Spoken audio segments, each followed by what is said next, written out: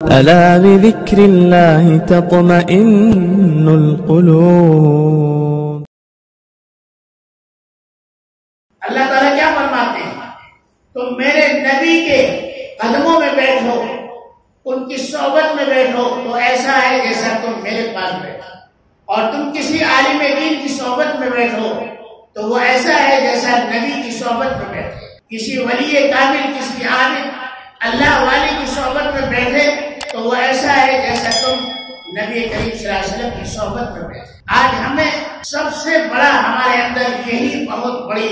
بڑا ذوق اور نہایت کمزوری کا جو معاملہ ہے وہ یہی ہے کہ ہم نے نہ صرف قرآن کو چھوڑا، ہم نے نہ صرف حدیث کو چھوڑا، بلکہ ہم نے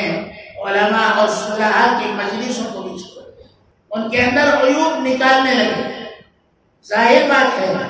نبی کریم صلی اللہ تعالی علیہ وسلم نے ارشاد فرمایا، کیا فرمایا؟ العلماء ورثۃ الانبیاء، علماء جو ہیں انبیاء علیہ السلام کے وارث ہیں، اور قرآن کیا کہہ رہا ہے؟ انما یخشی اللہ من عبادہ العلماء، بے شک اللہ سے سب سے زیادہ ڈرنے والے علماء ہیں۔ لیکن میرے بھائیو، میرا یہاں کہنے کا مقصد یہ نہیں ہے کہ علماء جو ہے اللہ کے نبی کا مقام پالیں گے، نہیں، بلکہ علماء چونکہ اللہ کے نبی کے علوم کے وارث ہیں، اس لیے ہم ان کی صحبت میں بیٹھے۔ ایک آدمی اگر انجینئر ہے تو اس کے پاس انجینئرنگ سیکھنے کے لیے لوگ جاتے ہیں، ایک آدمی ڈاکٹر ہے اور وہ پروفیسر ہے کسی کالج میں تو وہاں داخلہ لیا جاتا ہے تاکہ اس کا علم ہمیں بھی آ جائے۔ ایک آدمی ٹیلر ہے، اس کے بعد اس لیے چھوڑا جاتا ہے کہ ہمارا بچہ بھی ٹیلر بن جائے۔ ایک آدمی جو ہے معمار ہے، انجینئر ہے، گھروں کی تعمیر کر رہا ہے، ہم اپنے بچوں کو اس لیے چھوڑتے ہیں تاکہ ہمارا بچہ بھی معمار بن جائے، انجینئر بن جائے۔ تو اسی طرح سے علماء کے پاس بھی اپنے بچوں کو اس لیے چھوڑا جاتا ہے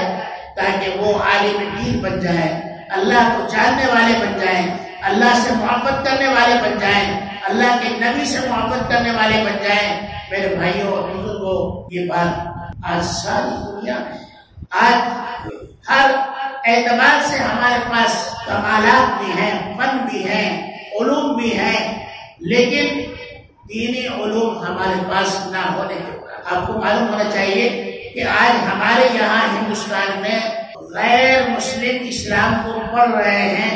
ہم نے تو ان کو سکھایا نہیں، لیکن وہ پڑھ کر مسلمان ہو رہے ہیں، وہ پڑھ کر